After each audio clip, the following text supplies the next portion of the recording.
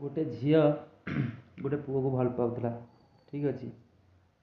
ଭଲ ପାଉଥିଲା ସେ ଝିଅ ପୁଅ କିନ୍ତୁ ତାକୁ ବହୁତ ଭଲ ପାଉଥିଲା। ଝିଅ ଭଲ ପାଉଥିଲା କି ନାହିଁ ସେ ପୁଅଟା ଜାଣିପାରିଲାନି ସତରେ।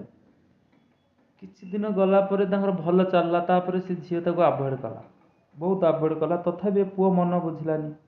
ବାର ବାର କଲ୍ କରିବ, ତା କତିରେ କାନ୍ଦିବ, ତା କତିରେ ତା ମନ ଦୁଃଖ କରିବ, ଏ କରିବ ସେ କରିବ। ସେ ଝିଅ ସେଇଭଳିଆ କହିବ ଠିକ୍ ଅଛି ମୁଁ ବୁଝିପାରିଲି, ଏବେ ତମେ ଭଲ ପାଇଆ, ମୁଁ ପଛରେ ତମ ସାଙ୍ଗରେ ଠିକ୍ରେ କଥା ହେବି, ଏବେ ବୋଉ ଅଛନ୍ତି କି ବାପା ଅଛନ୍ତି। ସେ ପୁଅ ମନ ବୁଝିଯିବ, ଯାହା ହଉ ସେ ମାନେ ଏତେ ବିଶ୍ୱାସ ତାକୁ କରୁଥିଲା। ଠିକ୍ ଅଛି। ଏଇଭଳିଆ କିଛି ଦିନ ଗଲା ପରେ ସେ ଝିଅ ଦିନେ ହଠାତ୍ ତାକୁ କହିଲା ତମେ ମୁଁ କାଲି ଟିକେ ମନ୍ଦିର ଯିବାର ଅଛି, ଆଉ ମନ୍ଦିର ଯିବି, ଆଉ ତମେ ସକାଳୁ ମୋତେ ଫୋନ୍ କରିବନି କି ମେସେଜ୍ ଫେସେଜ୍ କରିବନି। ଘରେ ଫୋନ୍ ଥିବ, ମୋ ବୋଉ ଫୋଉ ଥିବେ, ଦେଖିଦେବେ, ଦେଖିଦେଲେ ପ୍ରୋବ୍ଲେମ୍ ହେଇଯିବ, ମୋତେ ଫୋନ୍ କି ମେସେଜ୍ କରିବ ନାହିଁ। ସେ ପୁଅ ବିଶ୍ୱାସ କରିଗଲା, ହଁ ମନ୍ଦିର ଯିବ, ମୋବାଇଲ୍ ନେଇକି ଯିବ, କାହିଁ ସାଙ୍ଗସାଥିଙ୍କ ସାଙ୍ଗରେ ଯିବ। ସେ ବି ଆଉ ଏତେ ଡାଉଟ୍ କଲାନି। ଠିକ୍ ଅଛି। ଗୋଟେ ପୁଅର ବିଶ୍ୱାସକୁ ଦେଖ। ତାପରେ ଏଇଭଳିଆ ସେ ଗଲା, କହିଲା ମୁଁ 11ଟା ବେଳେ ପଳେଇ ଆସିବି। 11ଟା ବୋଲି 4ଟା ବାଜିଗଲା। ସେ ପୁଅ ଟିକେ ତା ମନ କହ ଏତେବେଳେ ତାର ଚିନ୍ତା ଥିଲା, ସନ୍ଦେହ ନୁହଁ ଚିନ୍ତା ଥିଲା କି ଏତେ ସମୟ ହେଲା ଗଲାଣି, ଆସିଛି କି କ'ଣ ହେଲା, ଅସୁବିଧା କିଛି ହେଇଛି କି, କେଉଁଠି ଫସିଯାଇଛି କି। ଫୋନ୍ କଲା।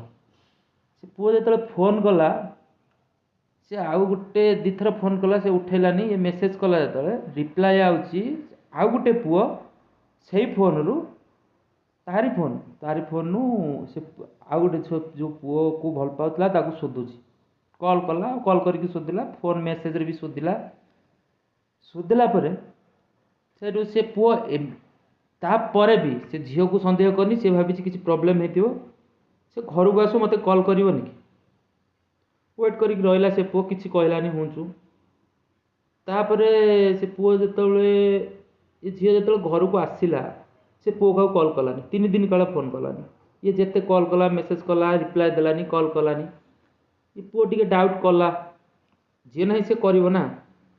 କଲା ପରେ ସେଠୁ ବାଧ୍ୟ ହେଇକି ଦିନେ କହିଲା ଯଦି ତୁ ମୋତେ କଲ୍ ନ କଲୁ କି ରିପ୍ଲାଏ ନଦେଲୁ, ମୁଁ ତମ ଘରକୁ ଫୋନ୍ କରିବି। ନମ୍ବର ଥିଲା, ସମସ୍ତଙ୍କ ନମ୍ବର ସେ ଦେଇଥିଲା ଯଦି, ସେଇଠୁ ବାଧ୍ୟରେ ସେ ତାକୁ 11:30 ଖଣ୍ଡେ ବେଳେ ଫୋନ୍ କଲା।